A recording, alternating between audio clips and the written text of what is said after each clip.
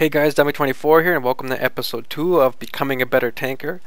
This series is designed to help you become a better player of the online free-to-play game World of Tanks. This series basically just goes over little tips and little tricks that you can learn, or maybe if you already know that you might have forgotten, just little things to help you, just journaling, like I said, become a better player. In this episode, I want to talk to you about modifying your playstyle according to the tank that you're driving, according to the map that you are playing on, and according to the surroundings or where you are located on that map. Now, in this episode, I'm driving my Panther tank. It's one of my favorites. And immediately when I first started playing, as you can see, there are a ton of tank destroyers. There's 3 here, 4, 5, 6, 7, 8, 9 tank destroyers. 9 tank destroyers on the opposite team. Also on this map, if you're unfamiliar with it, there's some rolling hills in the north up here, if you see that, where there's a lot of action up here. And in the middle there's something like a village or whatever you want to call it, with a bunch of buildings. And then there's a valley in this section towards the bottom of it, with another hill on the far side. Now, I was originally thinking that because there's a lot of tank destroyers, they generally turn pretty slow, and they also, generally speaking, are limited to where they can shoot. Most tank destroyers, the gun on it has just a very small amount of line of sight, I guess you could say. It turns from maybe 45 degrees from the front left to the front right. That's it. It doesn't have a 360 turret like the Panther does or most tanks do, meaning it can't go all the way around the tank and look all the way around it even when the tank is standing still. Most of these tank destroyers have to turn the front of their tank to face their target in order to get a lock on, or whatever you want to say. So with that knowledge, I wanted to rush these tank destroyers. I figured maybe if with my speed I could get behind them and maybe get some side and rear shots of some of these guys. But then I was thinking, with these rolling hills here, when I try to crest the hill with my Panther, it's going to slow me down a lot. I'm going to crest that hill. These guys are going to have more than enough time to know that I'm coming over. And with since they are tank destroyers, they have very powerful guns. With all that time, know that I'm coming over the hill, and with their powerful guns, they would have just demolished me. So what I was going to do was I was going to help out this one guy, this one tank on the right here, this AMX 1375, with these 2 tank destroyers. And as I was on my way down here, this Jagd Panther shoots at this AMX M4, and thus he comes up on my radar. So that's my target. I speed this up a little bit here. I start coming at him because I want to flank him. I want to get the flank on him, get behind him, and just wreak havoc on him. So what I do is I try to keep in cover as long as I possibly can by hiding behind this building. Let's slow it down. And then I wanted to do is I wanted to see where his gun was pointing and where his tank was aiming, so I knew what I had to do to get behind him. So I stay up behind him behind this building as long as I can, and then instead of making a break for the left, I gotta make a break for the right, since he's most likely shooting at this AMX right there. Come around the corner and he pops up on the screen again. Can't really see where he's at. Let's see, let me get a little closer. I get a good shot on him, and then here you can see that he was actually indeed looking at that AMX M4, getting a few shots on him, and he's got his whole side opened up to me and everything. I fired a shot, I got a hit on him, and now it's a race for me to get behind him. So you can see he starts reacting to me.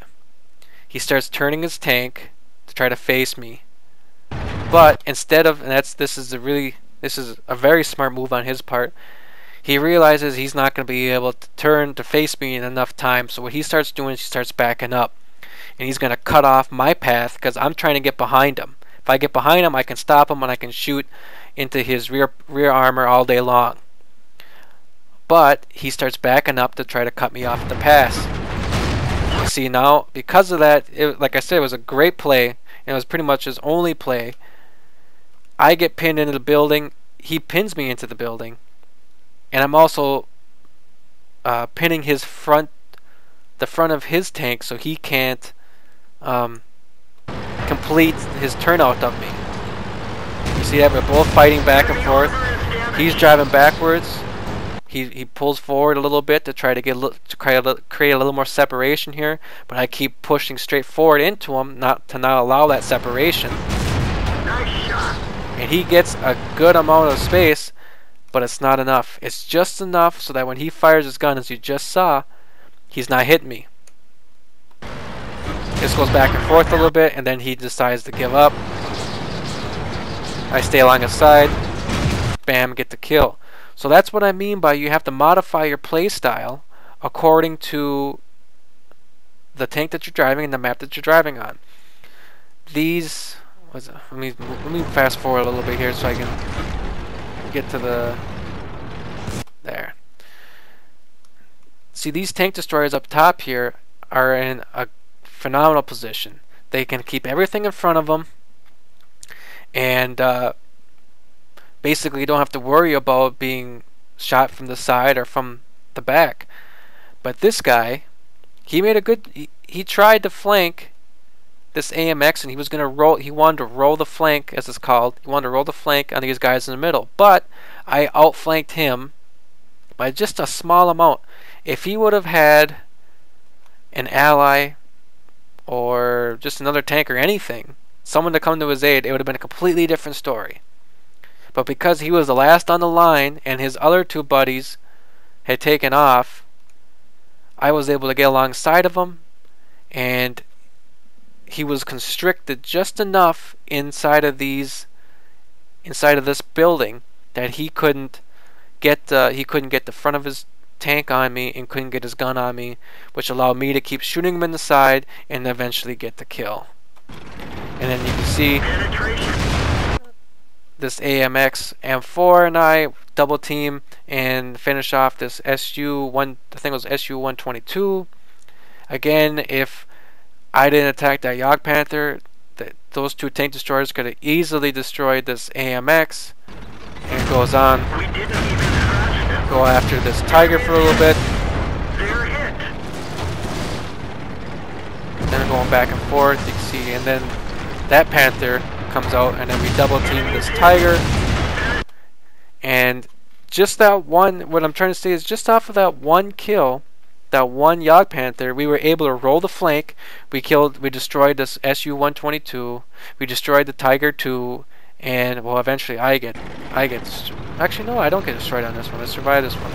But we rolled the flank, all because two things. First, that guy got himself too far into the village, got himself constricted. And the second thing is, even if he would have been in the village and he had backup, he probably would have been able to fend off my attack, and it'd be a completely different story, and they would have been able to hold that flank. But it just worked out in my favor that he got himself too far into that city, didn't play the tank as well as he could have by getting too far into the city. Probably should have held back with that. I know it's tempting for anybody to get in there and try to take some side shots, but it would have been better for him to hold back here, or have at least another buddy with him to protect him in the city. But he didn't. I was able to exploit the weakness that he had to have the front of his tank on me in order to shoot me, and the rest is history. So with that, please remember you have to alter your play style according to the tank that you have and according to the map and where you are on that map. With that, that's been the end of episode 2. Please like, comment, and subscribe with your own tips and tricks. And if there's things you want me to cover, or things you think that I'm missing, or things you think I should have done better, and please subscribe if you like this. And if you want more of these map, I'm going to have some map tactics, map strategies coming out, some more tank strategies, and some more of becoming a better tanker. So please subscribe so you get all that stuff right to your subscriber box. And yeah, with that, thank you very much for watching, and I'll see you guys next time. Bye.